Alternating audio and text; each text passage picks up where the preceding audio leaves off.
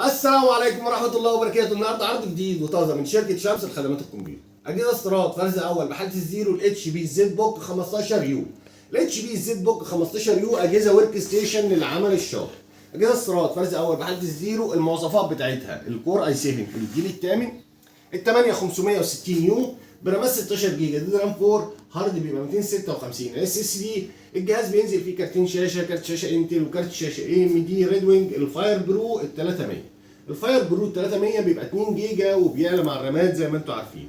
جهاز للعمل الشاق، جهاز بيشغل برامج كويس، بيشغل العاب كويس. اجهزه 15 و6 فول كيبورد، اجهزه فيها كاميرا بصمه عين يا جماعه.